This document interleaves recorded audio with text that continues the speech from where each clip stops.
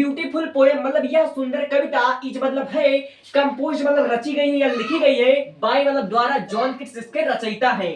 ठीक है, यानी कि यह सुंदर कविता जॉन किट्स द्वारा रची गई है। अब देखिए, ए थिंग ऑफ ब्यूटी मतलब एक सुंदर सी दिखने वाली वस्तु या फिर एक सुंदर वस्तु इज मतलब है आ सोर्स मतलब होता स्रोत। ठीक है, स्रोत साधन ऑफ मतलब का और कांस्टेंट जॉय मतलब होता अस्थाई आनंद का। यानी कि एक सुंदर सी दिखने वाली वस्तु जो होती है एक अस्थाई आनंद का स्रोत होती है।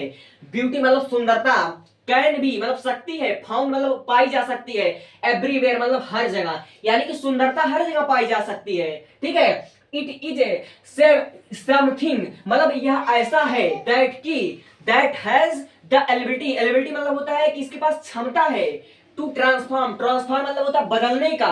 ठीक है, लिव मतलब होता है आपके जीवन को, यानी कि सुंदरता के पास आपके जीवन को परिवर्तन करने की बदलने की क्षमता होती है।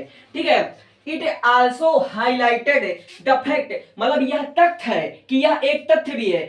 इट मतलब यह आल्सो मतलब भी हाईलाइटेड मतलब यह हाईलाइटेड द तथ्य, द फैक्ट मतलब यह एक तथ्य के रूप में हाईलाइटेड भी है दैट की beauty have a therapeutic quality. ठीक है, beauty has a therapeutic quality, beauty मतलब होता है सुंदरता, हैज मतलब होता है के पास, थेरेपेटिक क्वालिटी मतलब होता है औषधीय गुण, यानी कि सुंदरता के पास क्या हमारा औषधीय गुण है। ठीक है, दैट मतलब हो गया जो कि, एलिबिलिटी मतलब होता है क्षमता, टू रिमूव यानी कि जिसके पास ये क्षमता है जो रिमूव मतलब हटा सकती है, निगेटिव मतलब निगेटिविटी मतलब होता है नकारात्मकता, यानी कि सुंदरता के पास ऐसे औषधीय गुण है जो कि आपके नकारात्मकता को भी हटा सकता है, खत्म कर सकता है। इट कैन बी एनीथिंग या कहीं भी पाया जा सकता है, एज मतलब जैसा कि, एनी ऑब्जेक्ट मतलब किसी वस्तु में भी, नेचर मतलब प्राकृतिक में भी, टेल्स मतलब कहानियों में भी, और इवन नोवेल डीड्स मतलब किसी अच्छे कार्य में, ऑफ आवर ओवन स्टोर मतलब आपके पूर्वजों द्वारा किए गए। ठीक है, यानी कि सुंदरता, सुंदरता कहीं भी पाई जा सकती है, किसी भी वस्तु में पाई जा सकती है, प्रकृति में पाई जाती है। ठीक है, कहानियों में भी पाई जा सकती है, और किसी आपके पूर्वजों द्वारा की गई किसी अच्छे कार्य में भी सुंदरता पाई जा सकती है।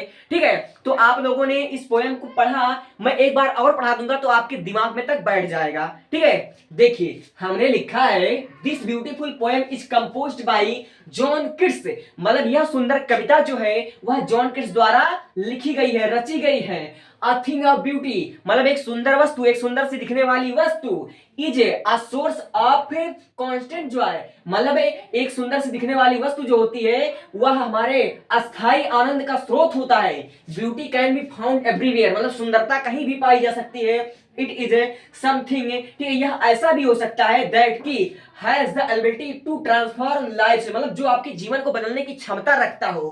ठीक है, it also highlighted the fact मतलब यह एक तथ्य के रूप में भी हाईलाइट है दैट की beauty has a therapeutic quality मतलब सुंदरता के पास एक औषधीय गुण होता है, दैट औषधीय गुण होता है। ठीक है, कहां पर पहुंचे हम, दैट मतलब जो, एलिबिलिटी मतलब क्षमता, टू रिमूव निगेटिविटी मतलब जो आपके नकारात्मकता को भी हटा सकता है। इट कैन बी एनीथिंग या कहीं भी पाया जा सकता है, एज मतलब जैसा कि, एनी ऑब्जेक्ट मतलब किसी वस्तु में, नेचर मतलब प्राकृतिक में भी, टेल मतलब कहानियों में, और even novels deed of our one store मतलब यह आपके पूर्वजों द्वारा किए गए अच्छे कार्य भी हो सकते हैं।